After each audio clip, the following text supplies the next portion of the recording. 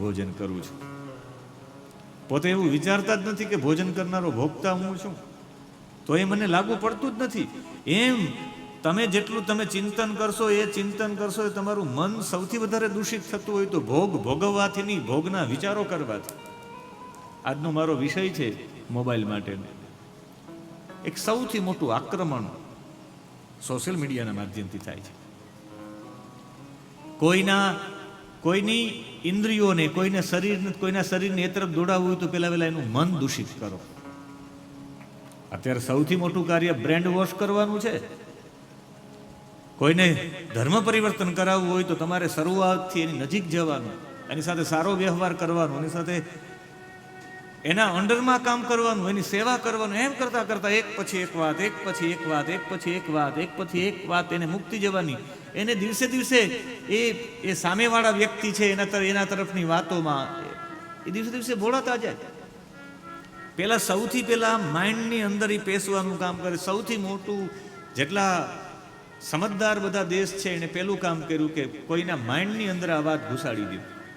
એવી ઘુસાડી દો કે પછી એના માઇન્ડમાંથી નીકળે જ નહીં. એ અહીંયા આવી જશે ને પછી આને તો દોડવું જ પડશે, આને દોડવું પડશે, આને દોડવું પડશે, આને દોડવું પડશે, આને દોડવું પડશે, ઓટોમેટિક આને દોડવું પડશે, આને દોડવું પડશે.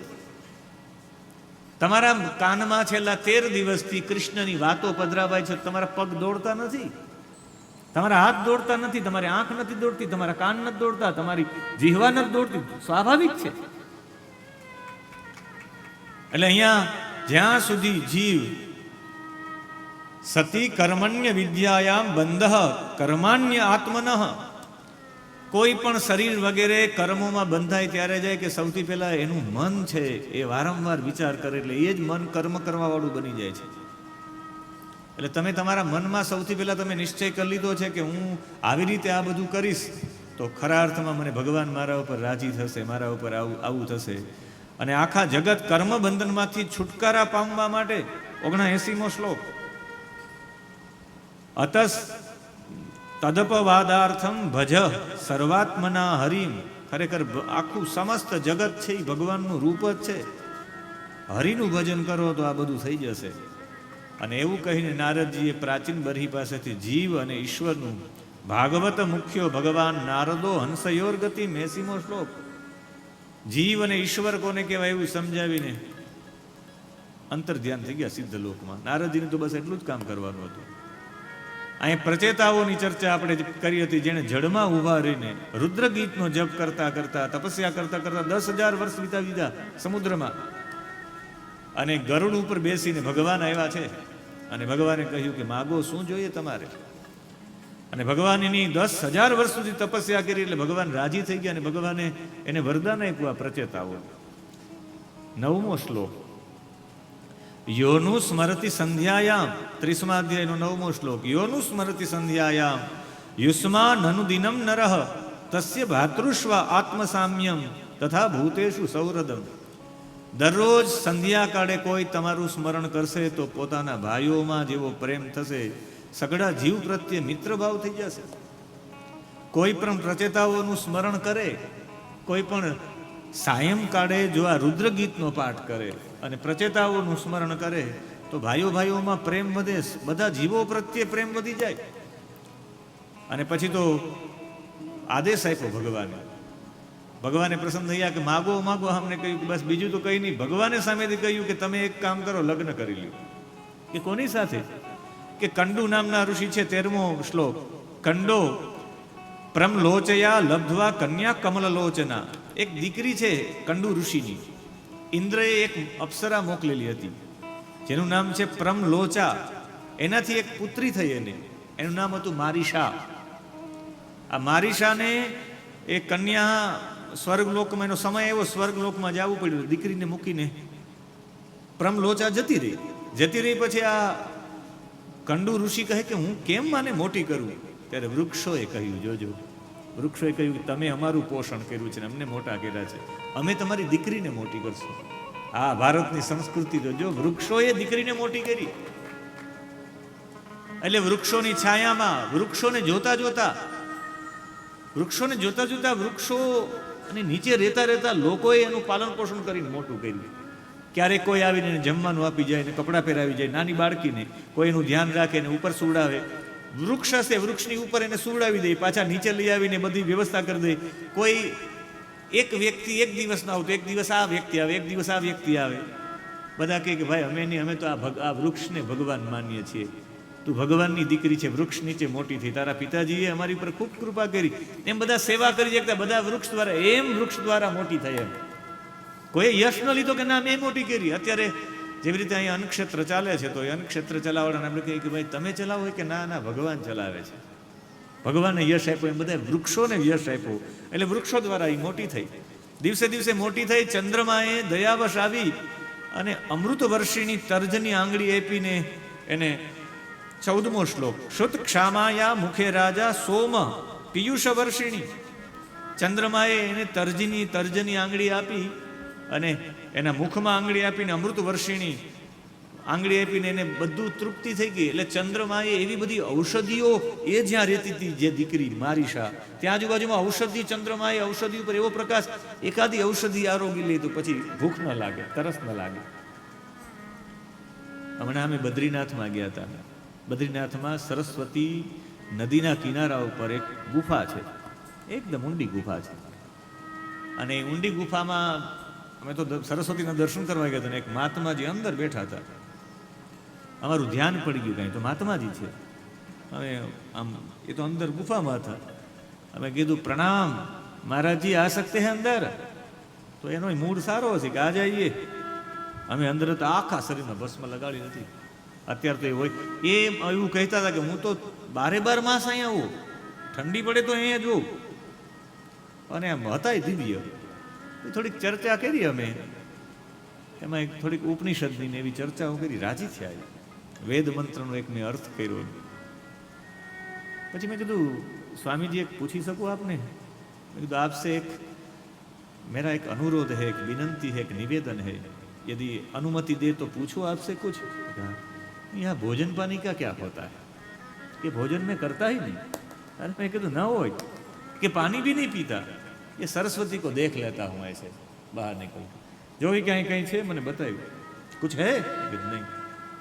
कि यहाँ एक औषधि होती है. मैंने कहा बद्रीनाथના ક્ષેત્રમાં એને કાઢી औषधि कि ये खा लो तो भोजन की जरूरत भी नहीं पड़ती और पानी पीने की भी जरूरत नहीं पड़ती. लो खा लो. मैं कીધું મારે તો ખુદની દાબેલી ખાવી છે. મેં કીધું નહીં હો, મેં કીધું મારે નથી ખાવી, ભોજન તો લેવું. મેં કીધું મારે તો ભોજન લેવું છે. મેં કીધું એ આપ માટે જરૂરી છે, મારે જરૂરી ન હોય તો મારે ન લેવાય. અહીંયા રહીને ભૂખ્યું રહેવાની શું જરૂર છે? એ તો જેને સાધના કરવી છે એ ને. અમારે તો યજમાનોને રાજી રાખવા પડે ને કે ભૂદેવ જમો, તો અમે તો જમીએ. બ્રાહ્મણો કેમ જમાડશું? ખરેખર એને ઔષધિ બતાવી કે આ ઔષધિ લઈ લ્યો તો તમને જમવાની જરૂરિયાત ન પડે. મને એવું લાગે કે ચંદ્રમાએ અહીંયા 14મો શ્લોક, ક્ષુત્ક્ષામાયા મુખે રાજા સોમ પિયુષ વર્ષિણી, એ આંગળી આપી એટલે ચંદ્રમાએ એવી કંઈ ઔષધિ ત્યાં નિર્માણ કરી હશે કે ઔષધિ ખાઈ લીધી પછી આને જમવાની જરૂર ન પડી. આપણે એમ થાય કે બાળકીને જમવાની જરૂરિયાત નહીં પડી, બધા દિવસો તો કોઈ એને જમાડવા નહીં આવતા હોય. લોજિક. કોઈ કહે કે એ કેવી રીતે? તો આવી રીતે થઈ શકે. એટલે મેં તમને બદ્રીનાથની યાત્રા કરાવી, એ મહાત્માજીની વાત કરી. એટલે મેં કીધું જેની જરૂરિયાત ન હોય એ ન કરાય. આપણે જેની જરૂરિયાત હોય એ લેવાય. આ બધા કોરોના કાળમાં બધા મોટા મોટા કે આપણે કોરોના થાય તો બધા એ મોટા મોટા ઓક્સિજન પોતાના ઘરે રાખી દીધા કે થાય તો એ થવાનું હોય ત્યારે મળી પણ જાય, એવી કંઈ ચિંતા ન કરે. એવી પૂર્વ પ્લાનિંગ કરીને કેટલા બધા લોકોનું રોકી ન રખાય. અહીંયા એ દીકરી મોટી થઈ અને પછી તો એમની સાથે લગ્ન થયા. આમના તમને એણે કહ્યું તારે એની સાથે લગ્ન કરવાના, પ્રચેતાઓને કહ્યું તમારે એની સાથે લગ્ન કરવાના છે. 10 લાખ દિવ્ય વર્ષ સુધી તમારે ઉપભોગ કરવાના છે. 17મો શ્લોક, દિવ્ય વર્ષ સહસ્ત્રાણામ સહસ્ત્રમ મહતૌ જ સહ. તમારે 10 લાખ વર્ષ સુધી તમારે દિવ્ય વર્ષ સહસ્ત્રાણામ સહસ્ત્ર, 1000 ગુણ્યા 1000 એટલે 10 લાખ તમારે લોક અને પરલોકના દિવ્ય ભોગ કરીને અંતે મારામાં બુદ્ધિ તમારે લગાડવાની છે. સૌથી ગૃહસ્થાશ્રમમાં તમે રહીને પણ તમને ગૃહસ્થાશ્રમ બંધન રૂપ નહીં થાય. જાઓ લગ્ન કરી લ્યો એવો આદેશ આપ્યો. ભગવાન અંતર ધ્યાન થઈ ગયા. અંતર ધ્યાન થયા અને પછી આમણે જોયું ત્યાં તો એ જ્યાં સાધના કરતા હતા પ્રચેતાઓ, ત્યાંથી આમ નીકળ્યા પ્રચેતાઓ. વૃક્ષો બહુ મોટા હતા, આટલા બધા મોટા મોટા વૃક્ષો થઈ ગયા હતા એ જંગલમાં. અને એવું થયું કે સમુદ્રથી બહાર નીકળવા માટે ઊંચા ઊંચા વૃક્ષો હતા. 44મો શ્લોક. અથ નિર્યાય સલીલાત પ્રચેતસ ઉદન્વત. એણે જોયું કે આ બહાર નીકળવાની સાથે વિક્ષા કુપ્ય ઇન્દ્રુમેત છન્નામ ગામ ગામ રોધુમ નિવોચ્છ્રિતે. એણે જોયું કે આટલા મોટા વૃક્ષો. એણે વિચાર્યું કે આ વૃક્ષો એટલા બધા ઊંચા છે, પ્રચંડ વાયુ નથી આવતો. એણે કહ્યું સ્વર્ગ જવા માટેનો રસ્તો નથી, ઉપર આકાશ નથી દેખાતું. એને બાળી નાખવા માટે પ્રયત્ન કર્યો. 46મો શ્લોક, પેલું પદ. ભસ્મસાત ક્રિયમાણામ તાન દ્રુમાન વિક્ષ્ય પિતામહ. જોયું કે આ તો વૃક્ષોને બાળી નાખશે હમણાં. વૃક્ષો કપાય નહીં, વૃક્ષો બળે નહીં. એટલે બ્રહ્માજી નીચે આવ્યા અને બ્રહ્માજી કહ્યું કે 1 મિનિટ, તમે આ કંઈ ન કરો. તમને ભગવાને જે આદેશ આપ્યો એ કન્યા આ રહી, મારીશા. 48મો શ્લોક. તે ચ બ્રહ્મણ આદેશાન મારીશા મુપયે મીરે. લ્યો તમે મારીશા સાથે લગ્ન કરી લો અને આનાથી તમને એક દીકરો થશે. એ ચાક્ષુષ મન્વંતરમાં એ પ્રજાપતિ બનશે અને કર્મ કરવામાં દક્ષ બનશે. એનું નામ દક્ષ પડશે આ દીકરાથી. ઓલા જે દક્ષનું મસ્તક કપાઈ ગયું હતું અને પછી જે બકરાનું મસ્તક લગાડ્યું, થોડો સમય એ દક્ષ રહ્યા, પછી દક્ષે શરીર છોડી દીધું. એ જ દક્ષ આ પ્રચેતાઓને ત્યાં 10 પ્રચેતાઓ મારીશા સાથે લગ્ન કર્યા, એને ત્યાં દક્ષનો જન્મ થયો. એનું નામ પ્રાચેતસ દક્ષ. આ દક્ષ પ્રાચેતસ દક્ષ આવ્યા ને એણે એની સાથે વિવાહ કર્યા ને એનાથી પ્રાચેતસ દક્ષનો જન્મ થયો. આ જ્યારે ચર્ચા કરી ત્યારે કહ્યું કે એક છેલ્લું ઉદાહરણ છે. એ ઉદાહરણ આમાં આપેલું છે. એ આપી અને પછી આપણે આ ચોથો સ્કંદ ભગવાનના ચરણોમાં સમર્પિત કરીએ. અને એણે કહ્યું હતું કે 17મો શ્લોક બહુ વાંચવા જેવો છે. યથા નભસ્ય ભ્રતમ પ્રકાશા ભવંતી ભૂપા ન ભવંત્યનુક્રમાત એવં પરે બ્રહ્મણિ શક્તય ત્વમુ રજસ્તમ સત્વમિતિ પ્રવાહ. જેમ હે રાજા, સુખદેવજી કહે છે પરીક્ષિતજીને, અને અહીંયા નારદજી કહે છે કે જેમ આકાશમાં, પ્રાચીન બરહીને કહે છે, જેમ આકાશની અંદર વાદળા, અંધકાર અને પ્રકાશ તમને આ દેખાય છે. આકાશ એટલે આ ઉપર છે ને જ નહીં, જેટલી ખાલી જગ્યા છે એમાં તમને પ્રકાશ દેખાય છે. પછી આ ઉપર ખાલી જગ્યા છે એમાં વાદળાઓ દેખાય છે, ક્યાંક ક્યાંક તમને અંધકાર દેખાય છે. આ ત્રણેય આકાશમાંથી જ પ્રગટ થાય છે. નભસ્ય ભ્રતમ પ્રકાશા. અભ્ર આકાશની અંદર નભસ્ય ભ્રતમ પ્રકાશા, પ્રકાશ, વાદળાઓ, આ બધું જે પણ તમને આકાશમાં દેખાય છે એ આકાશમાંથી ઉત્પન્ન થાય ને પછી આકાશમાં જ પાછું લીન થઈ જાય. ક્યારેક ક્યારેક તમને વાદળાઓ જ ન દેખાય, ક્યારેક ક્યારેક તમને અંધારું જ ન દેખાય. એમાંથી ઉત્પન્ન થાય ને એમાં જાય. એમ પરબ્રહ્મ પરમાત્મામાંથી આખું જગત ઉત્પન્ન થાય, જગત એમાં જ મળી જાય. હવે તમારે બીજું કંઈ કરવાની જરૂરિયાત નથી. પ્રચેતાઓ ભગવાન નારદના ઉપદેશથી નારદજીએ પ્રાચીન બરહીને કીધું. પ્રાચીન બરહી સમજી ગયો કે મારે કરવું શું? તમારે સાક્ષી ભાવથી જોવાનું, જે ભગવાન આપે એનો સ્વીકાર કરવાનો. મારા માટે લાયક હશે. અને તમે જો જે પણ થઈ રહ્યું છે ઈશ્વર કૃપા થઈ રહ્યું છે, એનો હું ભોગતા છું જ નહીં, એનો કરતા પણ હું નથી. આ બધું પરમાત્મા કરનારો છે, પરમાત્મા જ બધામાં લીન કરે છે. જે પણ થયું પરમાત્માના કારણે થયું છે એવો ભાવ કરજો. અહીં સાક્ષી ભાવ ઊભો થઈ ગયો. બધું જોઈએ રાખવાનું. આપણે કંઈ કરનારા છે જ નહીં. હું જમતો નથી, પરમાત્માને જમાડું છું, એટલે તમારું જમવાનું જ ન ગણાય. જમવાનું તમારા માટે બંધનરૂપ ન થાય. કાલે આપણે છેલ્લે ગુરુની ચર્ચા કરી. ગુરુ હોય એટલે તમારા જીવનમાં ગુરુ હોવાથી કોઈ કાર્ય પણ તમે કરો તો તમને ભોગતાપણું કે કરતાપણું ન આવે કે ના ના મારા ગુરુજી કરાવે છે. ભગવાનને આપણે વચ્ચેમાં રાખીએ એનો મતલબ છે ભગવાન કરે છે, કરતા ભાવ જ જતો રહે. આ રીતે 10 લાખ વર્ષ સુધી આ કરીને આમાંથી એક પણ વ્યક્તિ બંધાણાની પ્રચેતાઓ, અને અંતે એ પણ બધા ભગવાનના ધામમાં ગયા છે. એમ આ પ્રિયવ્રતના વંશનું વર્ણન સાંભળીને 2 હાથ જોડી અને આણે વિનંતી કરી કે હવે હું નીકળું. વિદુર અને મૈત્રેયનો અહીં સંવાદ પૂરો થાય છે. 30મો શ્લોક 31મા અધ્યાયનો છેલ્લો, એનું છેલ્લું પદ. સ્વાનામ દ્રિદૃક્ષુ પ્રયયો જ્ઞાતિનામ નિર્વૃતાશય. હવે શાંત ચિંતે હું મારા જ્ઞાતિના, મારા કુટુંબના બંધુજનો છે એની પાસે હું જાઉં, એને જોવા માટે મારે જવું છે. હું હવે એની વચ્ચે રહીશ. હવે હરિદ્વારમાં રહું કે હસ્તિનાપુરમાં રહું. એક વખત સાક્ષી ભાવ જેનામાં ઊભો થઈ ગયો. હું કરનારો જ નથી, હું ભોગવનારો જ નથી, હું તો દ્રષ્ટા છું. હું તો પરમાત્મામાંથી અલગ પડેલો જીવ છું. એટલે જેમ પરમાત્મા સાક્ષી ભાવ સાથે જોઈને કર્મા ન બધું ભોગવવા છતાં ખાલી જોઈએ જ રાખે, પોતાની જાતને કરતા ન માને, પોતાની જાતને ભોગતા ન માને, મારે પણ એવું જીવવાનું, તમે ગમે ત્યાં રહ્યો. એક વખત સાક્ષી ભાવ જીવનમાં ઊભો થઈ જાય કે કરનારો હું નથી, કરનારો પરમાત્મા છે, હું કાંઈ નથી, તો આસક્તિઓ એમનેમ છૂટતી જાય. હવે તો હસ્તિનાપુરમાં રહું કે હરિદ્વારમાં રહું, મારા માટે સરખું જ છે. એટલે હસ્તિનાપુર, અહીંયાથી વિદુર અને મૈત્રીનો અહીં સંવાદ પૂરો થાય. તૃતીય સ્કંદ ને ચતુર્થ સ્કંદ, આ બે જમાં જ વિદુર અને મૈત્રીનો સંવાદ છે. આ 31 અધ્યાય દ્વારિકાધીશના ચરણોમાં સમર્પિત અને પંચમ સ્કંદમાં પ્રવેશ. પંચમ સ્કંદ ભાગવતજીનો સૌથી કઠિનમાં કઠિન સ્કંદ છે. લગભગ લોકો પંચમ સ્કંદને છોડી દે. જ્યારે કથાઓનું આવે તો એમ કે ખગોળ ભૂગોળનું વર્ણન છે ને આગળ વધી જાય, પણ ખગોળ ભૂગોળનું આટલું બધું ડીપમાં વર્ણન છે આમાં કે આજે આપણે 5મો સ્કંદ જ ચલાવશું. હવે કાલથી 6ઠો, 7મો, 8મો, 9મો રવિવાર આવે તો નંદ ઘેરા નંદ ભયો કરી નાખશું. પણ 5મા સ્કંદમાં તો મારે 5મા સ્કંદમાં ને 11મા સ્કંદમાં વિશેષ આપનો સમય લેવો છે.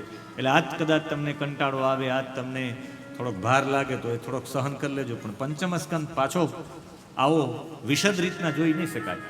એટલે 5મો સ્કંદ છે જેની અંદર 26 અધ્યાય છે, જેની અંદર 736 શ્લોકો છે, 51 વખત ઉવાચ આવ્યું છે, અને ગદ્ય અને પદ્ય ને ગણીએ તો 1286 થાય. આ 5મા સ્કંદમાં સૌથી વધારે ગદ્યનો પ્રયોગ છે, ગદ્યનો પ્રયોગ છે. બાકી બધાને પદ્ય કહેવાય. પદ્ય એટલે શ્લોકો, બીજા બધામાં શ્લોકો છે, આમાં ફકરાઓ છે. ગદ્ય એટલે ફકરો. આપણે એમ થાય કે આમાં કેમ આપવામાં આવ્યો છે? આમાં જેના ચરિત્ર છે એ બધા અખંડ લોકોના ચરિત્ર છે. ઋષભદેવ અખંડ, એના પછી જળ ભરત અખંડ, એના પછી આખા અખંડ ભારતનું, અખંડ પૃથ્વીનું, અખંડ શિશુમાર ચક્રનું, અખંડ ઉપરના લોકોનું, બધાની ચર્ચા છે આની અંદર. અને આ બધાની ચર્ચા છે એટલે એની અખંડતા રહે. એટલે જો શ્લોક બોલે તો શ્લોકમાં યતિ આવે, યતિ રોકાવાનું આવે. અનુષ્ટુપ છંદનો શ્લોક હોય તો 8 શ્લોકોએ રોકાવું પડે, 8 અક્ષર હોય. બીજા કોઈ શ્લોક હોય તો એને 4 અક્ષરે રોકાવું પડે, કોઈના 7 અક્ષરે. યતિ આવે એટલે રોકાવું પડે. રોકાઈ જાય તો એ ખંડિત થઈ જાય. એ ખંડિત ન થાય એ અખંડતા આપવા માટે મોટા ભાગના અખંડ ચરિત્રો છે એટલે ગદ્ય આપવામાં આવ્યું છે. બીજું, આમાં 5મા સ્કંદમાં સૌથી વધારે મંત્રો છે. વૈષ્ણવ સંપ્રદાયના જેટલા પણ આચાર્યો છે, વૈષ્ણવ સંપ્રદાયના એ આચાર્યો એના ભક્તોને કંઈક પણ મુસીબત આવી હોય ને કંઈક જપ કરવાનો કે તો આમાંથી જ મંત્રો આપે, ભાગવતજીના 5મા સ્કંદમાંથી. એમાં તમારે કોઈ કામના ઈચ્છા પૂરી ન થતી તો એના માટેનો મંત્ર છે. તમારા કોઈ કામોમાં બાધા આવતી હોય તો એમાં જ દૂર થવા માટેનો મંત્ર છે. કોઈ તમારા ઉપર કંઈક પ્રયોગ કર્યો હોય તો એમાંથી બહાર નીકળવા માટેનો મંત્ર છે. આ બધાય મંત્રો 5મા સ્કંદમાં છે. આમાંથી જ મોટા ભાગના વૈષ્ણવ આચાર્યજી મંત્રોના અનુષ્ઠાનો આપે. અને એ મંત્રો છે એટલે મંત્ર પણ અખંડ હોય. મંત્રને પણ અખંડતા આપવા માટે જ આમાં ગદ્ય આપવામાં આવ્યું છે. અને આ સ્કંદનું નામ, આ વિભાગનું નામ છે સ્થાન લીલા. સ્થાન લીલા એટલે ખગોળ ભૂગોળ એ બધાને ભગવાને મર્યાદામાં સાંપી. સમુદ્ર ક્યારે આગળ વધ્યો? માંડવીથી આગળ આવીને ભુજમાં આવી ગયો એવું. નદીઓથી લઈ બધા આખા આકાશમાં તારાઓથી લઈ આ બધું ખગોળ ભૂગોળ જેને મર્યાદામાં સ્થાપી રાખ્યું. આજ મારા ભગવાનનો વિજય છે. એટલે સ્થિતિર વૈકુંઠ વિજય. ઓલા એક વાક્યમાં મેં આપને કહ્યું હતું કે એક સ્કંદની એક વ્યાખ્યા છે. બીજા સ્કંદનો 10મો અધ્યાય જોઈ લ્યો. 10મા અધ્યાયમાં કાઢો, છેલ્લા 10મા અધ્યાયમાં બીજો સ્કંદ. એટલે આપ સૌ લોકોને ખ્યાલ આવે કે જે આપણે વ્યાખ્યા કરીએ છીએ, બીજા સ્કંદનો છેલ્લો અધ્યાય કાઢો 10મો, એમાં બધાની એક વ્યુત્પત્તિ છે. અને વ્યુત્પત્તિમાં 10મા અધ્યાયનો તમે 4થો શ્લોક જો.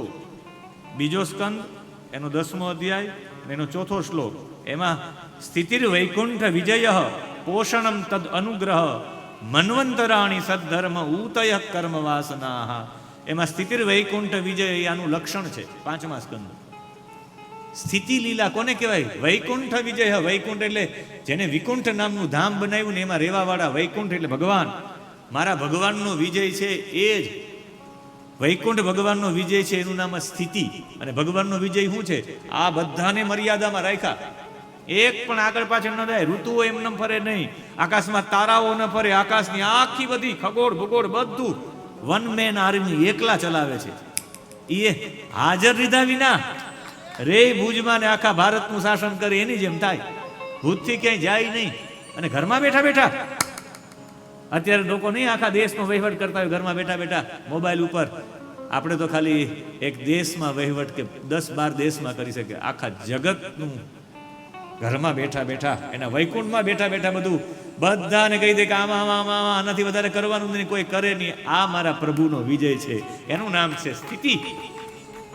અને સ્થિયતે અસ્મિન ઇતિ સ્થાનમ, જે આવા સ્થાનની જેમાં ચર્ચાઓ છે, બધા સ્થાન ઉપર પરમાત્માનો કંટ્રોલ છે. એક પણ એવું સ્થાન નથી જેમાં પરમાત્માનો કંટ્રોલ ન હોય. એ કંટ્રોલ બતાવવા માટેની જે લીલા છે, લીલાનું નામ છે સ્થાન લીલા, એનું નામ છે પંચમ સ્કંદ. બધાને કંટ્રોલ કરી રેખા. આપણે કંટ્રોલ કરી લેશે આજે ભગવાન. આપણે પણ સ્થાનમાં તો ક્યાંક તો આવીએ ને, ખગોળ ભૂગોળમાં. અને એમાં સૌથી પહેલું ચરિત્ર મનુ અને શત્રુપાના 5 સંતાનોમાં છેલ્લા એક બાકી રહી ગયા હતા. દેવહૂતિ, આકુતિ, પ્રસૂતિ જોયા, એમાં ઉત્તાનપાદને જોયા, ને હવે છેલ્લે પ્રિયવ્રત બાકી રહ્યા. પ્રિયવ્રતો ભાગવત આત્મારામ કથમ મુને. પ્રિયવ્રત તો કેવા હતા? પરમ ભાગવત હતા, ભગવાનના ભક્ત હતા. અને આત્મારામ હતા. તો આત્મારામ હતા તો પરીક્ષિતજીએ પૂછી લીધું સુખદેવજીને, ગૃહે અરમત યન્મૂલ, એને એક પણ ગૃહસ્થાશ્રમમાં અરમત, એને રુચિ જ નહોતી ગૃહસ્થાશ્રમમાં પ્રવેશ કરો, લગ્ન જ નહોતા કરવા. મારા જેવા હશે, એને એવું કહ્યું કે ગૃહે અરમત, એને કહ્યું કે મને ગૃહસ્થાશ્રમમાં રસ નથી. શા માટે નહીં? યન્મૂલ કર્મબંધ પરાભવ. એને કહ્યું કે હું એવા માટે આમાં પ્રવેશ કરવા નથી માંગતો. એને 2 બીક હતી એની, કર્મબંધ યન્મૂલ પરાભવ. એક એને હતું કે કર્મ દ્વારા બંધન, હું ગૃહસ્થાશ્રમમાં જઈશ તો પત્ની બાળકો એના માટે હું સતત લાગણી રાખશે, એના માટે હું કર્મો કરી તો એ કર્મ મારા માટે બંધનરૂપ થશે. એનું પહેલું કારણ એ હતું. બીજું યન્મૂલ, એને હતું કે હું યન્મૂલ પરાભવ, હું મારું જે મૂળ છે, મારું મૂળ સ્વરૂપ છે, એની વિસ્મૃતિ થઈ જશે મને. યન્મૂલ પરાભવ, મને મારી મૂળ સ્થિતિ હતી, હું આત્મા છું, હું ભૂલી જઈશ આ બંધનોમાં અને બંધનોમાં. એટલે પોતાના સ્વરૂપની વિસ્મૃતિ અને કર્મ બંધન આ ન થાય એટલે લગ્ન નથી કરવા. અને એને લગ્ન ન કરવા માટે કટિબદ્ધ પણ થઈ ગયા. પણ એને લગ્ન શા માટે કર્યા? પ્રિયવ્રતનો વંશ આગળ ચાલ્યો એવું મેં સાંભળ્યું છે. પરીક્ષિતજી પણ જાણકાર હતા. તો કથમ મુને કહ્યું કે હે મુનિ, મને કહ્યું કે લગ્ન શા માટે કર્યા? એને ગૃહસ્થાશ્રમમાં રસ ન હતો, કર્મ બંધન થઈ જાય. એને આગળ વાત કરી કે મારા સ્વરૂપની વિસ્મૃતિ થઈ જાય, યન મૂળ અમારું મૂળ છે એ હું ભૂલી જાઉં. તો લગ્ન શા માટે કર્યા? ત્યારે સુખદેવજી કહે કે એણે નારદજીની સેવા કરી છે. આ નારદજીના શિષ્ય હતા. તમે આગળનો આ 6ઠ્ઠો આખો ગદ્ય જોઈ લો, એમાં 5મું ગદ્ય પૂરું થાય અને પછી યરહિ વાવહ રાજન સરાજપુત્ર પ્રિયવ્રત પરમ ભાગવતો નારદસ્ય ચરણયોપસેવયાન.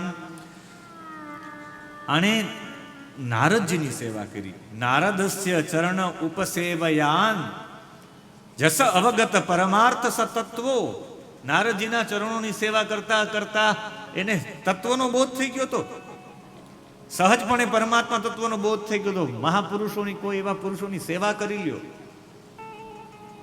અમે હમણાં અહીંયા ભુજના તમારા મંદિરમાં ગયા હતા, નરનારાયણજીના ઘનશ્યામજીના મંદિરે અમે ગયા હતા. તો અમે ત્યાં જોયું તો ઘણા બધા લોકો ચરણ સેવા કરતા હતા, પગ દબાવતા હતા સંતોના. આપણે એવું થાય કે ચરણ દબાવવાથી શું થાય? આ એનું પ્રમાણ છે. અહીં નારદસ્ય ચરણ્ય ઉપસેવયાન જસ અવગત પરમાર્થ સતત્વો. પરમ તત્વનો બોધ ચરણ સેવાથી થઈ શકે. એટલે મોટા ભાગના કોઈ એવા શિષ્ય નહીં હોય જેને ગુરુના ચરણ નહીં દબાવ્યા હોય. પરમ તત્વનો બોધ થઈ જાય છે. આપણે એમ થાય કે શા માટે પરમ તત્વનો બોધ થઈ જાય? ચરણ દબાવવાથી. જ્યારે કોઈ શિષ્ય ગુરુના ચરણ દબાવે ત્યારે ગુરુ એટલા બધા પ્રસન્ન થઈએ કે એક પણ એની અંદર રહેલી વાત નહીં તમારી પાસે વ્યક્ત કર્યા વિના રહી ન શકે. જૂના સમયમાં કોઈ સેવકો છે જે ચરણ સેવા કરવા જતા હોય એ રાજાનું દરેક વાતને જાણતા હોય. રાજા બધી વાત કહી દે એની વાત.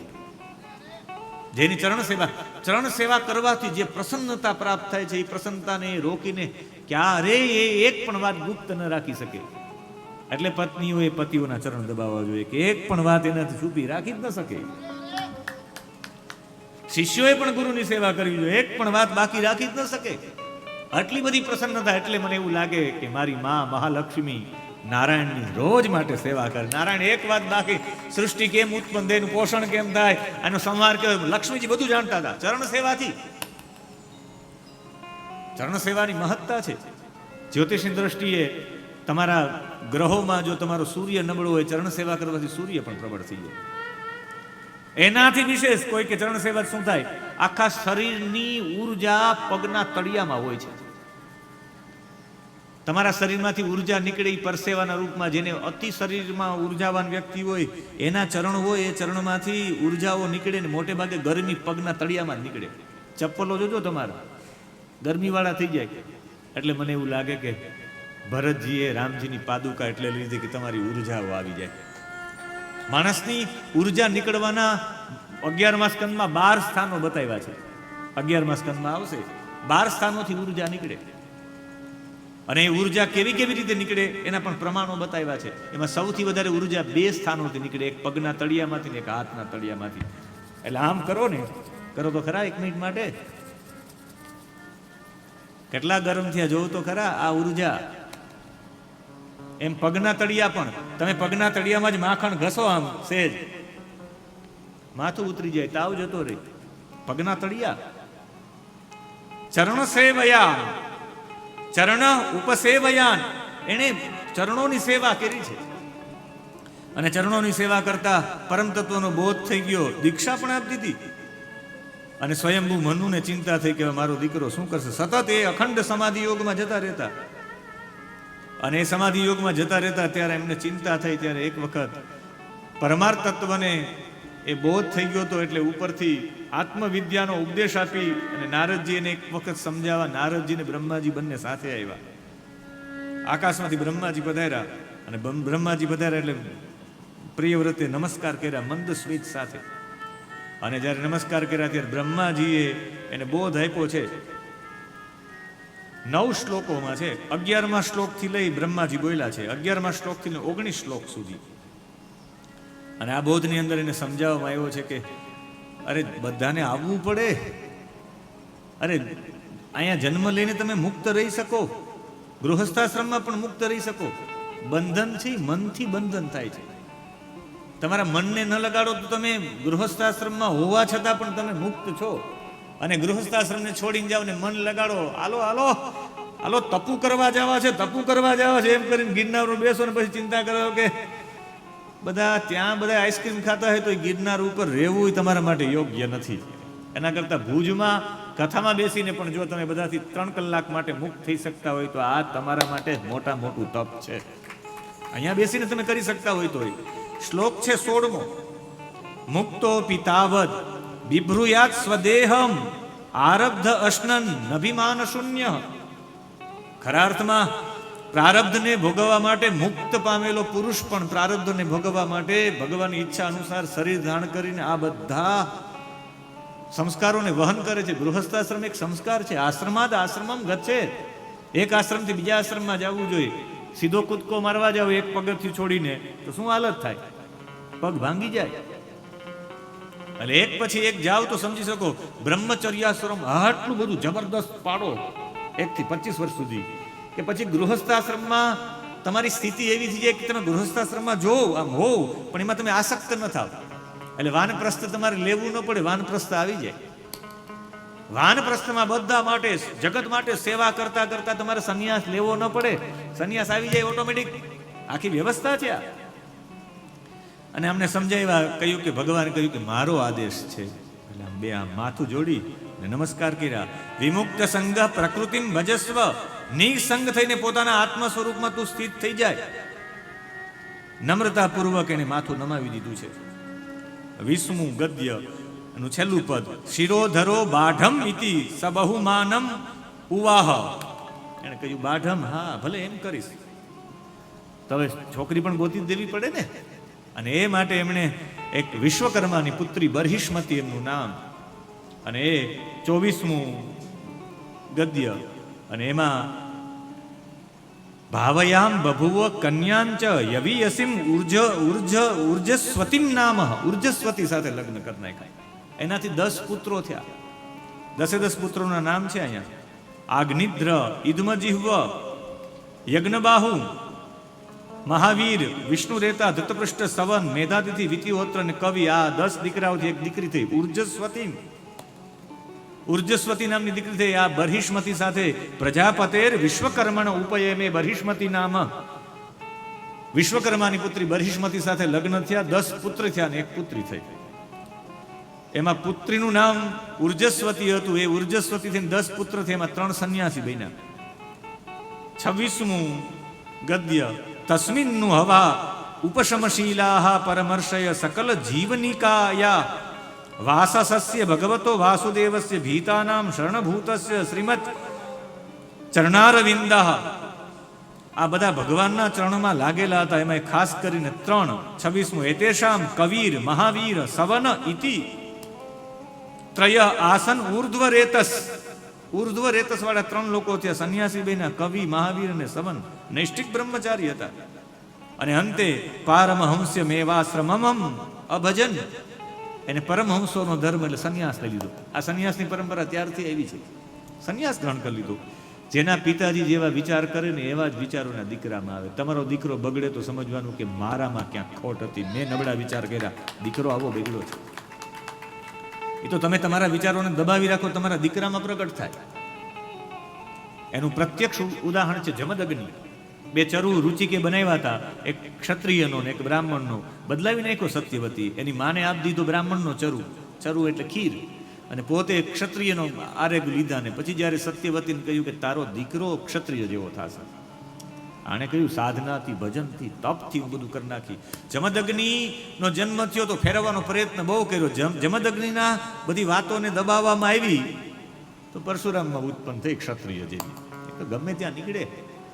આપણે બહારથી આમ વિનમ્ર છે એવો કરતા હોય ને, એવો અંદરથી ક્રોધી પણ વિનમ્ર બનતા હોય તો છોકરો ઘેલા સોમનાથ થાય, પથ્થર મારવા વાળો થાય કે એના બાપા આવા સીધા ને છોકરો આમ કેમ? બાપાએ બધું દબાવી રાખ્યું હતું. બાકી બાપામાં પણ આ ગુણો તો હતા જ. આ સ્વાભાવિક છે. એટલે આ એનું પિતાજીને સંન્યાસી બનવું હતું. પ્રિયવ્રતને દરારથી લગ્ન કરાયો તો દીકરાઓ એવા થયા કવિ, મહાવીર ને સવન, નૈષ્ઠિક બ્રહ્મચારી થયા. અને પછી તો સંન્યાસ લઈ લીધો. પ્રિયવ્રતે બીજા એક લગ્ન કર્યા. એનાથી ઉત્તમ, તામસ અને રેવત એમ 3 પુત્ર થયા. એના માટે 28મું ગદ્ય: અન્યસ્યામ અપી જાયાયામ ત્રયપુત્ર આસન ઉત્તમ તામસ રેવત ઇતિ મન્વંતર અધિપતયઃ. એ મન્વંતરના અધિપતિ થયા. હવે આપણે એમ દેખ લગ્ન જ નહોતા કરવા, એને 2 લગ્ન કર્યા. સ્વાભાવિક થાય કે પ્રિયવ્રતને તો લગ્ન જ નહોતા કરવા, તો બીજા લગ્ન શા માટે કર્યા? એ પણ કોઈ તપસ્વી એમને કહ્યું હશે કે આનાથી જે સંતાનો થશે એ મન્વંતરો ચલાવનારા થશે, એટલે તમે આની સાથે વિવાહ કરો. એટલે એને વિવાહ કર્યા હશે, એનાથી સંતાનો છે.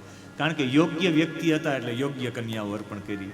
અને કેટલું 3 નિવૃત્તિ પરાયણ થયા. રાજાએ 110 કરોડ વર્ષ સુધી પૃથ્વી ઉપર શાસન કર્યું છે. 29મું તમે જો ગદ્ય તો એમાં લખેલું છે કે જગતિમ અર્બુદાન્ય એકાદશ. અર્બુદ એકાદશ.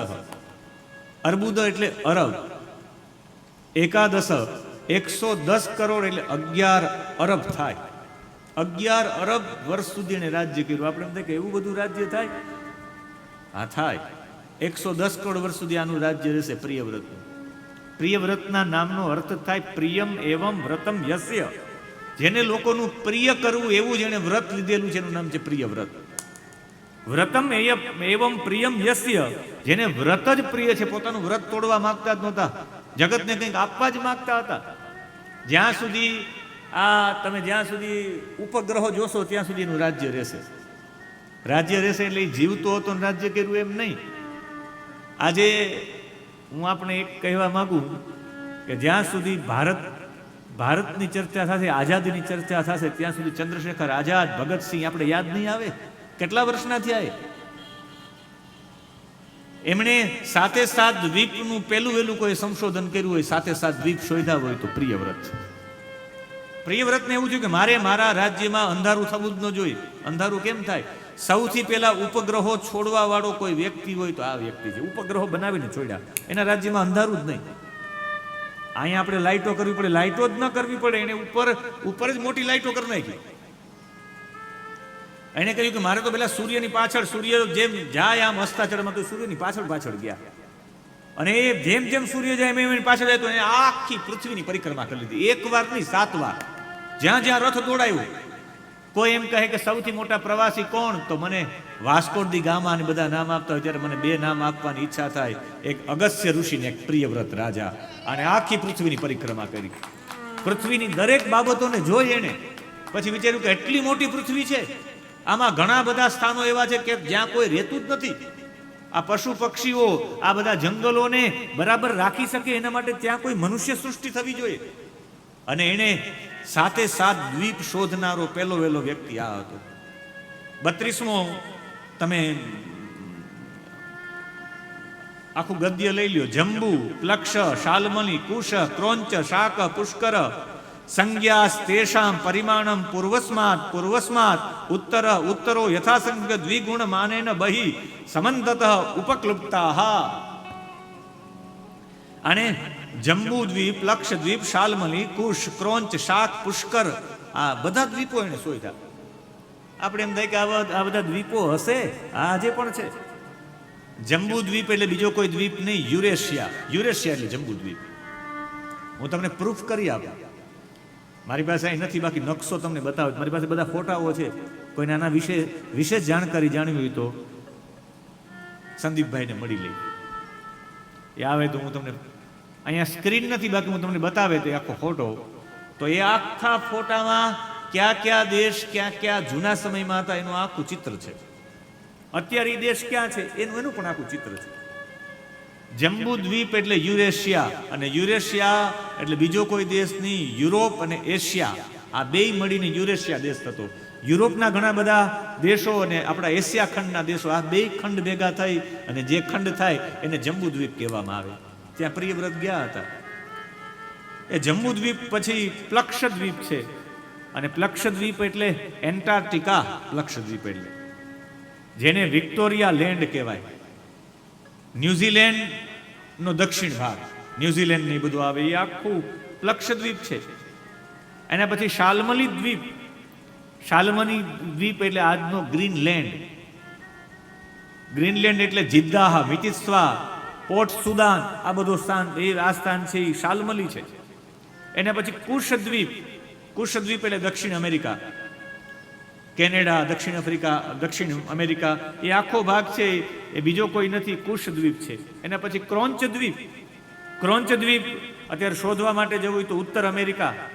ઉત્તર અમેરિકા છે એ ક્રોંચ દ્વીપ છે. એના પછી શાક દ્વીપ, ઓસ્ટ્રેલિયા. અને એના પછી પુષ્કર દ્વીપ, એ આફ્રિકા છે. આ અત્યારે આના નામ બદલી ગયા છે, બાકી આ 7 દ્વીપ આ શોધનારા બીજા કોઈ નહીં, આ વ્યક્તિ હતા. એને કહ્યું કે આ બધા દ્વીપ ઉપર માનવ સૃષ્ટિ હોવી જોઈએ તો આ બધું ટકશે. આપણે બધાને ખરેખર આ બધાનું સંરક્ષણ માટે બનાવ્યા પરમાત્માએ. વૃક્ષોના જતન માટે, પ્રાણીઓના, પક્ષીઓના, જીવજંતુઓના. એને પોતાના 7 દીકરાઓ હતા, 7 દીકરાઓનો આદેશ આપ્યો કે તમે જતા રહ્યો 7 દ્વીપ ઉપર. આગનિદ્ર, ઇદ્મજીહ્વ, યજ્ઞબાહુ, હિરણ્ય રેતા, ઘૃતપૃષ્ઠ, બધાને કહ્યું કે તમે એક દ્વીપમાં જતા રહ્યો. ઉર્જસ્વતીને કહ્યું કે બેટા તમે લગ્ન કરી લ્યો. શુક્રાચાર્ય સાથેના લગ્ન કર્યા ઉર્જસ્વતીના, અને એ લગ્ન થઈ ગયા. 34મો આખું દુહિતરમ ચ ઉર્જસ્વતી નામ ઉષ નસે પ્રાયચ્છદ યસ્યમ આસી દેવયાની નામ કવ્યસુતા. અને શુક્રાચાર્ય સાથે લગ્ન કર્યા, ને આપણે બધા જાણીએ છીએ એક દીકરી થઈ જેનું નામ હતું દેવયાની, જેના લગ્ન યયાતિ સાથે થયા હતા. એ કથા છે અહીંયા. અને પછી તો પ્રિયવ્રતે એક વખત વિચાર કર્યું, દેવર્ષિ નારદના ચરણે જઈને કહ્યું કે તમે મને તો લગ્ન કરાવ્યા, પણ મને એવું થાય કે હવે વિરક્ત થઈ જાઓ, બસ થઈ ગયું, ઘણું થઈ ગયું. મને એવું થાય કે હવે હું જતો રહું બધું, ઈશ્વરનું જ ભજન કરું. અને ત્યારે ઈશ્વરનું ભજન કરું ત્યારે એમને કહ્યું કે તમે તો તમારી કીર્તિ તો તમે હવે ભજન જ કરો, મને આ ઐશ્વર્ય નરક તુલ્ય લાગે. એને કહ્યું ત્યારે કહ્યું કે બસ તો તમે ભગવાનનું ભજન જ કરો ને. ભજન માટે આજે પણ પ્રાણીઓની સુવિધા માટે તમે સૌથી મોટી વ્યવસ્થા કરી, લોકો તમને યાદ રાખશે. શા માટે પ્રિયવ્રતનું રાજ્ય 110 કરોડ વર્ષ સુધી? એનો જવાબ પેલા અધ્યાયના 40મા શ્લોકમાં છે. 5મો સ્કંદ, પહેલો અધ્યાય અને એનો 40મો શ્લોક, એ એનો જવાબ છે. રાગ, ભૈરવ, અનુષ્ઠુપ છંદ ને એમાં આનો જવાબ છે. સંસ્થાનમ કૃતમ યેન શરીરગીરીવનાદિભિઃ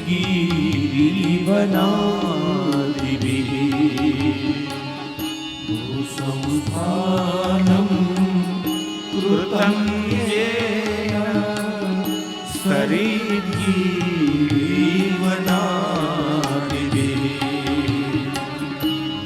સંસ્થાનમ કૃતમ યેન શરીરગીરીવનાદિભિઃ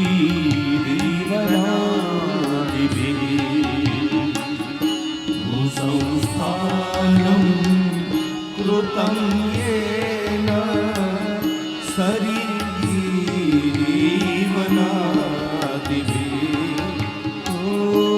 સીમાચ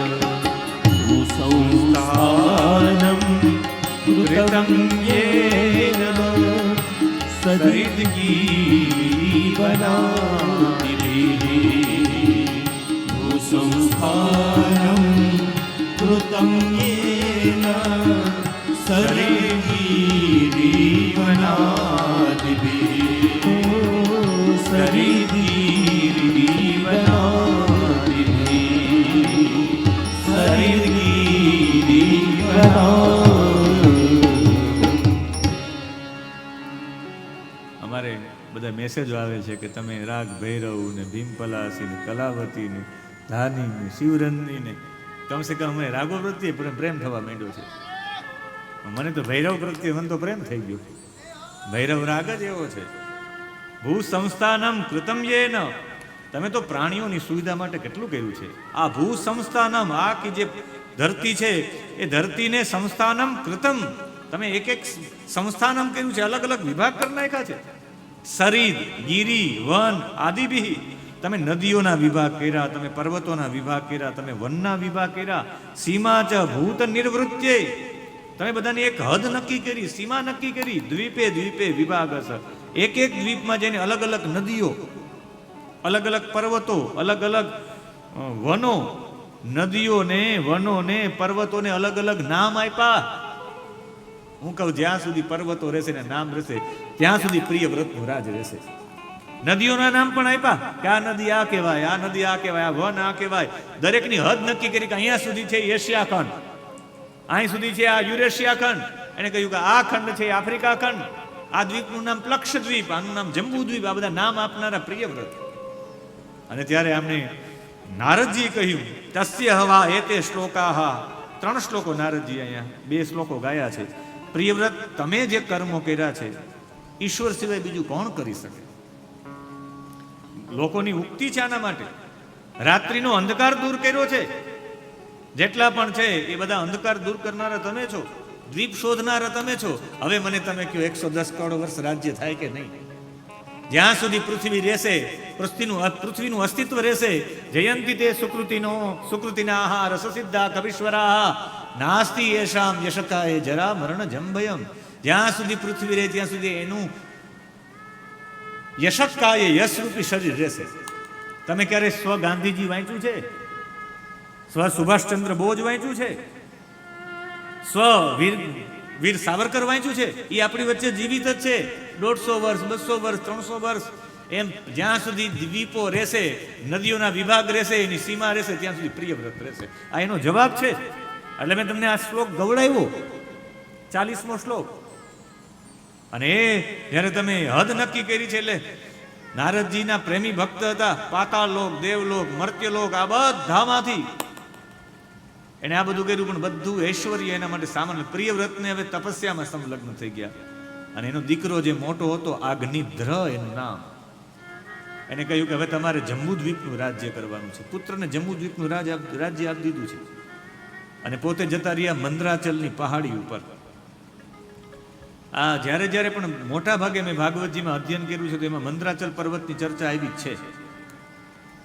સુરવર વનિતા ક્રીડાચલ દ્રોણ્યામ ભગવંતમ. મંદરાચલ એટલે દ્રોણાચલ જતા રહ્યા મંદરાચલ પર્વત ઉપર સાધના માટે, અને આરાધના કરવા માંડ્યા ભગવાનની. અહીંયા આગ્નિદ્ર છે એ અત્યંત એક રમણીય આશ્રમની અંદર ગયા. જાત જાતના વૃક્ષો હતા ત્યાં. એમાં ઝાંઝરનો અવાજ આવ્યો, અને આગ્નિદ્રએ જોયું કે કોણ હશે. એક સુંદર એક અપ્સરા હતા. એ અપ્સરાએ આવીને પૂછ્યું કે તમે કોણ છો? તમે અહીંયા પધાર્યા છો. 7મા શ્લોકમાં કાત્વમ ચિકીર્ષસી ચકિમ મુનિવર્ય શૈલે. તમે આ પર્વત ઉપર શું કરવા આવ્યા છો? તમે નારાયણ છો? આપણે કહ્યું કે તમે ખરા અર્થમાં નારાયણની કોઈ માયા છો? અને 2 ધનુષ્ય શા માટે ધારણ કર્યા છો? મને તો સાક્ષાત તમે નારાયણ લાગો છો. અને બેયની વચ્ચેનો વાર્તાલાપ થયો, અને આમણે મીઠી મીઠી વાતો કરી. અપ્સરા પ્રસન્ન થઈ ગઈ, કહ્યું કે હું તમારી સાથે વિવાહ કરીશ. 1000 વર્ષ સુધી પૃથ્વી ઉપર સ્વર્ગ જેવો ભોગ કરીશ. અને આગ્નિદ્રના અને આ જે અપ્સરા હતા, પૂર્વચિત્તી એનું નામ હતું, પૂર્વચિત્તી સાથે વિવાહ થઈ. અને પૂર્વચિત્તીથી એ આગ્નિદ્રને 9 પુત્રો થયા છે. નાભી, કિમપુરુષ, હરિવર્ષ, ઇલાવૃત, રમ્યક, હિરણમય, કુરુ, ભદ્રાશ્વ અને કેતુમાલા 9 પુત્ર થયા છે. 19મું ગદ્ય. તસ્યામુ હવા આત્મજાન સ રાજવર આગ્નિદ્રો નાભી કિમપુરુષ હરિવર્ષ ઇલાવૃત રમ્યક હિરણ્યમય કુરુ ભદ્રાશ્વ કેતુમાલ સંજ્ઞાન નવપુત્રાન અજનયત. 9 પુત્રો ઉત્પન્ન થયા. અને એ પૂર્વચિત્તી રાજભવનને છોડીને એક દિવસ બ્રહ્મા, એનો તો અપ્સરાનો તો કાર્યક્રમ પૂરો થયો, એટલે પૂર્વચિત્તી તો બ્રહ્માજીની સેવામાં જતા રહ્યા. આગ્નિદ્ર પુત્રો વાળા હતા, અને બધા પુત્રો એના હતા. એ 9 પુત્રોએ આ 9 વર્ષ આ ભૂખંડ ઉપર જંબુદ્વીપની અંદર 9 ખંડ થયા. જોજો, આગ્નિદ્રને બધા દીકરાઓને 7 દીકરાઓને 7 દ્વીપ પર સોંપવામાં આવ્યું. એમાં આગ્નિદ્રને જંબુદ્વીપ સોંપવામાં આવ્યો. જંબુદ્વીપ એટલે આપણો દ્વીપ, યુરેશિયા, એશિયા અને યુરોપની વચ્ચેનો જેટલો પણ સ્થાન છે એ બધું એશિયા ખંડ આખો આવી જાય. એટલે આપણે સંકલ્પમાં બોલીએ જંબુદ્વીપે. લંડનમાં શું બોલાય જયેશભાઈ? યુરોપ ખંડે. ત્યાં યુરેશિયા ખંડે એવું બોલવું જોઈએ. ત્યાં યુરેશિયાનો એ ખંડ છે. અને યુરેશિયાના ખંડમાં અહીંયા લંડન હતા 4 વર્ષ, એટલે પૂછવું પડે ને લંડનમાં શું બોલાય, અમેરિકામાં શું બોલાય. આ બધા જેને જે બોલવું હોય એના પાસે, અમારી પાસે દક્ષિણ અમેરિકામાં બોલે તો કુશક દ્વીપે એને અમેરિકામાં બોલવું જોઈએ. ઓસ્ટ્રેલિયા વાળા બોલે તો શાકત દ્વીપે એને બોલવું જોઈએ. આફ્રિકાના લોકો હોય તો પુષ્કર દ્વીપે. આફ્રિકામાં તમે કેન્યામાં જાઓ, મુંબાસામાં જાઓ, આ બધામાં જાઓ, તમે એનાથી નૈરોબીમાં જાઓ, આફ્રિકાના કોઈ પણ દેશમાં જાઓ તો ત્યાં એને બોલવું જોઈએ પુષ્કર દ્વીપે. કોઈ વિક્ટોરિયા લેન્ડમાં જાય, ન્યુઝીલેન્ડમાં જાય તો એને પ્લક્ષ દ્વીપે બોલવું જોઈએ. કોઈ ગ્રીનલેન્ડમાં જાય, એટલાન્ટિકમાં પોર્ટ સુદાન, જીદાહ, મિતિસ્વા, ત્યાં જાય તો એને બોલવું પડે શાલમલી દ્વીપે. આ બધાના નામ છે, અને એ એવી રીતે બોલવું જોઈએ. એટલે અહીંયા એને લગ્ન કરી લીધા ને આ બધા જતા રહ્યા. પછી આ જમ્મુ દ્વીપમાં, આપણા ભારતમાં, આપણા એશિયા ખંડમાં 9 ખંડ પાડવામાં આવ્યા. એ 9 ખંડમાં એક એક દીકરાને પધરાવવામાં આવ્યા. જાઓ તમે એક એક દીકરા, બધા દીકરાઓ ગયા. એમાં નાભી છે, એ નાભી ને 9 ભાઈઓએ મેરુની મેરુદેવી, મેરુ રાજાની દીકરી હતી મેરુદેવી, પ્રતિરૂપા, ઉગ્રદ્રષ્ટિ, લતા, રમ્યા, શ્યામા, નારી, ભદ્રા, દેવવીતી નામની 9 પુત્રીઓ સાથે લગ્ન કર્યા. છેલ્લું ગદ્ય 23મું. સંપરેતે પિતરી નવ ભ્રાતરો મેરુર દૃહિતૃર મેરુદેવીમ પ્રતિરૂપામ ઉગ્રદ્રષ્ટિમ લતામ રમ્યામ શ્યામામ નારીમ ભદ્રામ દેવવીતિમ ઇતિ સંજ્ઞા નવ ઉદ્વહન લગ્ન કર્યા. આ 9 સાથે આ 9 દીકરાઓ, 9 ખંડવાળા નાભીના 9 દીકરાઓ, આગ્નિદ્રના 9 દીકરાએ 9 દીકરીઓ સાથે લગ્ન કર્યા. એમાં સૌથી મોટા અગ્નિના પુત્ર નાભી હતા, મેરુદેવી સાથે પરણ્યા હતા. એનાથી સંતાન નહોતું થતું હતું. એને બધા બ્રાહ્મણોને પ્રાર્થના કરી કે આપણે કોઈ યજ્ઞ કરીએ અને પુત્ર કામેષ્ટિ યજ્ઞ કરે થાય. યજ્ઞ કર્યો એમણે અને યજ્ઞમાં ભગવાન નારાયણ પ્રગટ થયા. આટલો બધો પ્રેમથી યજ્ઞ કર્યો અને જ્યારે નારાયણ પ્રગટ થયા ત્યારે કહ્યું કે માગો શું જોઈએ. આહલાદિત થઈ ગયા ભગવાન અને ભગવાન ચતુર્ભુજ રૂપે પ્રગટ થયા છે. અને ભગવાન જ્યારે પ્રગટ થયા ત્યારે ભગવાનનું રૂપ બતાવવામાં આવ્યું છે. તમે ત્રીજું આખું ગદ્ય લઈ લો. અતઃ તમ અવિષ્કૃત ભુજ યુગલદ્વયમ હિરણ્યમયમ પુરુષ વિશેષમ. આ ભગવાનના વિશેષણો છે. રેશમી વસ્ત્ર પિતાંબર, વક્ષસ્થલ એકદમ પોડું, શંખચક્ર ગદા પદ્મ વનમાળા પહેરેલી હતી. ભગવાન ચતુર્ભુજમાં પ્રગટ થયા અને ભગવાને કહ્યું વિશેષ અર્થ સિદ્ધ નથી તમને એટલે હું પ્રગટ થયો. બહુ વિશેષ અર્થ ન હતો. મારે અહીંયા દીકરો થાય ને દીકરો મારો વંશ ચલાવે એવું નહીં, પણ આ ખંડોનું કોઈ સંરક્ષણ કરે એવી ભાવના થાય ત્યારે તમારે ત્યાં દીકરા થાય. મોટે ભાગે આપણે દીકરાની કામના ક્યારે કરતા હોય કે મારે ત્યાં દીકરો આવે ને મારો વંશ ચલાવે. દશરથ રાજાએ અત્યાર સુધી દશરથ રાજા ક્યારેય એના ગુરુજી પાસે ગયા નહોતા અને જ્યારે વૃદ્ધ ઉંમર થવા આવી ત્યારે ગુરુજી પાસે ગયા. દીકરા ઉત્પન્ન થાય એના માટે નહીં, પણ બધા કહે કે હું જતો રહી પછી આ અવધપુરીનું ધ્યાન કોણ રાખશે, મારી અવધ નગરીનું સંરક્ષણ કરવા વાળું કોઈ હોવું જોઈએ, એટલે એને અહીંયા 4 દીકરાઓ થાય. તમારી ભાવના બદલી જાય તો ભગવાન આપે. અહીંયા આની ભાવના એવી નથી કે મારી અહીંયા દીકરો આવે નાભીને ત્યાં. એક નાભી વિચારતા કે હું જે ખંડ મને મારા પિતાજીએ, મારા દાદાએ મારા પિતાજીને દ્વીપ સોંપ્યો આખો, એ દ્વીપમાં મને મારા પિતાજીએ ખંડ સોંપ્યો તો મારી જવાબદારી છે. હું અહીંયા વ્યાસપીઠે આવું ને 4માં 3 મિનિટની વાર હોય ત્યાં હું બેસી ગયો. ક્યારેય પણ તમે જોજો બરાબર 4 ક્યારેય વાગ્યા ન હોય કે 4 વાગ્યા પહેલા હું અહીં બેસી જ ગયો હોય. 4 વાગે મારે કથાનો દોર આરંભ કરવાનો છે. મને જે કર્તવ્ય કર્મ સોંપ્યું છે એમાં મારે આઘું પાછું ન થવું જોઈએ. જે કર્તવ્ય કર્મ છે. મેં આજ સંદીપભાઈને કીધું કે મારે તો આજે તો હું જઈશ બહાર, પણ કે ના હું આવું. મેં કીધું ના, તમે તમારું યજમાનનું કર્તવ્ય ચૂકો એ મને નથી. તમારા યજમાનના કર્તવ્યમાં પરફેક્ટ બેસવા જોઈએ. લાગવું જોઈએ કે હું પરીક્ષિત છું ને અમને લાગવું જોઈએ કે અમે શુભદેવ છે, એવો ભાવ ઊભો થવો જ જોઈએ. અને એના માટે આપણી પ્રતિબદ્ધતા હોવી જોઈએ. કથાના સમયમાં પૂરેપૂરું સમય એને આપવો જોઈએ. એટલે વિશેષ અર્થ ન હતો એટલે ભગવાન પ્રગટ થયા. મારું રાજ્ય ટકે, મારો આખો ખંડ ટકે, એના લોકો દુઃખી ન થાય એટલે ભગવાન પ્રસન્ન થયા ને કહ્યું કે માં હું તારી અંદરની જે ભાવના છે. 7મું ગદ્ય. અથા અનયા અપી ન ભવતઃ ઇજ્જયા ઉભયા રભયા સમુચિતમ અર્થમ ઇહ ઉપલભામહે. તમને કોઈ બીજી ઈચ્છા છે જ નહીં, વિશેષ અનુરાગ પણ નથી કહેવાયમાં, એટલે હું પ્રસન્ન થયો છું ને માગો તમારે શું જોઈએ. આમણે 2 હાથ જોડીને કહ્યું કે ભગવાન મારે બીજું કંઈ નહીં, મને તમે જોઈએ. સ્પષ્ટ કહી દીધું, મારે તમારી વસ્તુ નહીં, મારે તમે જોઈએ. અને એના માટે 17મું તમે આખું ગદ્ય લઈ લો ને 17મા ગદ્યનું છેલ્લું પદ વાંચી લ્યો. મમેવમ હિ મુખમ યદ દ્વિજ દેવ કુલમ.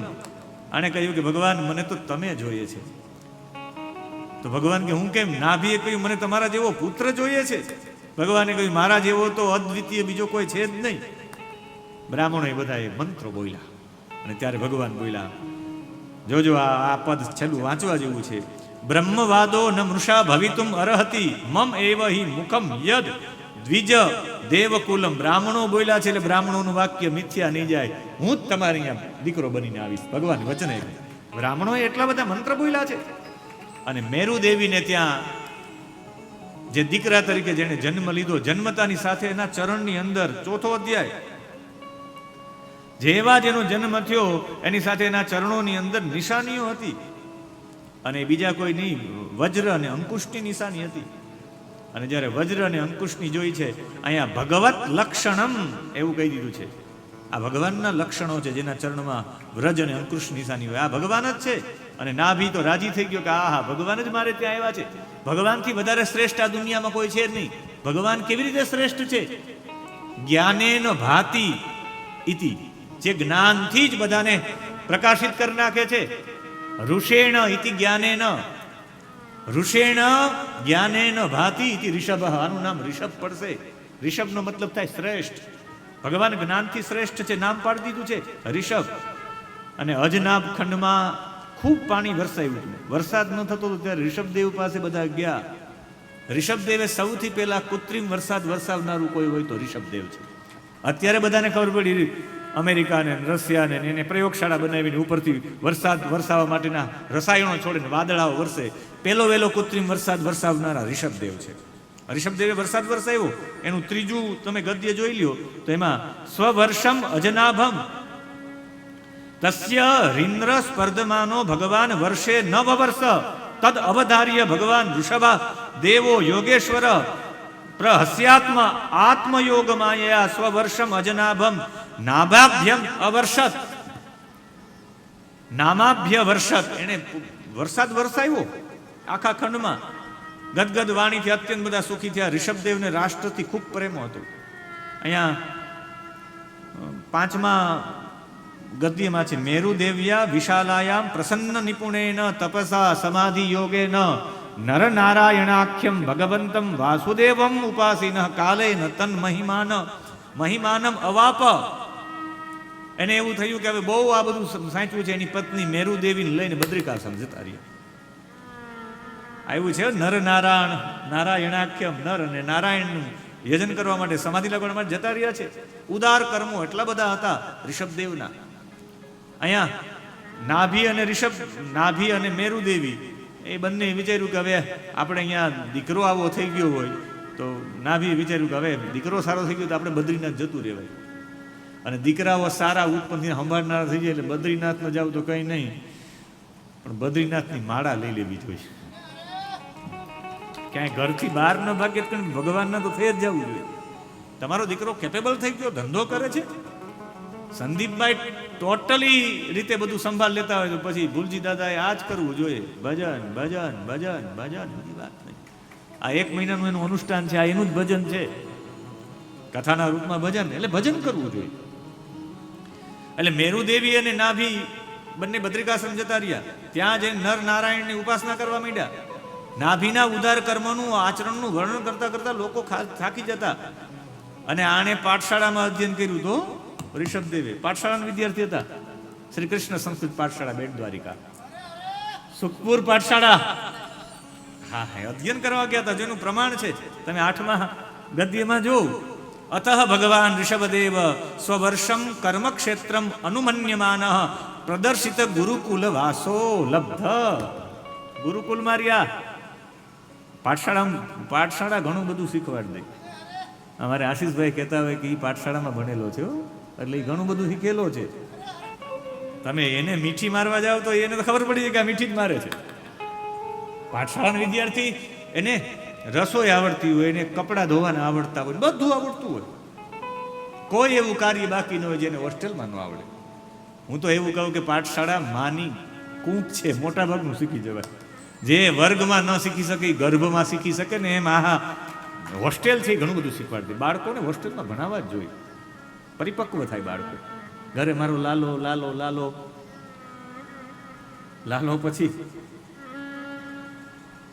લાડ લડાવે આપણે. એના કરતા હોસ્ટેલમાં લાડા, ભવિષ્યમાં લાલો નહીં ભણે હોસ્ટેલમાં તો લાડી નહીં આવે. ભણાવો તો કંઈક આગળ થશે. ભલે પછી તમારે તમારો ધંધો જ કરવો હોય, પણ end of education is A character. ચરિત્ર નિર્માણ માટે એજ્યુકેશન બહુ જરૂરી છે. આમણે એનો અજનાબ ખંડ તરીકે નામ હતું, એને ભારત વર્ષ નામ જો કોઈ અપાયું હોય તો આના સંતાનોએ અપાયું છે. અને એમના કુશાવર્ત, ઇલાવર્ત, બ્રહ્માવર્ત, મલય, કેતુ, ભદ્રસેન, ઇન્દ્રસ્તૃગ, વિદર્ભ, કિકટ એવા 9 રાજકુમારો ઉત્પન્ન થયા. પછી 81 કર્મકાંડી દીકરાઓ ઉત્પન્ન થયા. સૌથી મોટો દીકરો ભરત હતો અને એમાંથી 9 યોગેશ્વરો ઉત્પન્ન. 100 પુત્રો થયા ઋષભદેવ. 100 સંતાનોના પિતા થયા. એમાં કવિ, હરિ, અંતરિક્ષ, પ્રબુદ્ધ, પીપલાયન, આવિર્હોત્ર, દ્રુમિલ, ચરભાજન, ચમસ, કરભાજન, આવા બધા નામ છે. 11મો શ્લોક. કવિ, હરિ, અંતરિક્ષ, પ્રબુદ્ધ, પીપલાયન, આવિર્હોત્રોથ, દ્રુમિલ, ચમસ, કરભાજન. આ 9 યોગેશ્વરો, 9 રાજાઓ, એમાં 81 કર્મકાંડીઓ, એમાં ભરત સૌથી મોટા, એમ 100 પુત્રો થયા. અને પછી તો એણે જયંતીના 81 પુત્રોને પિતાની આજ્ઞા સમય પાલન કર્યું. ઋષભદેવે લગ્ન કર્યા હતા.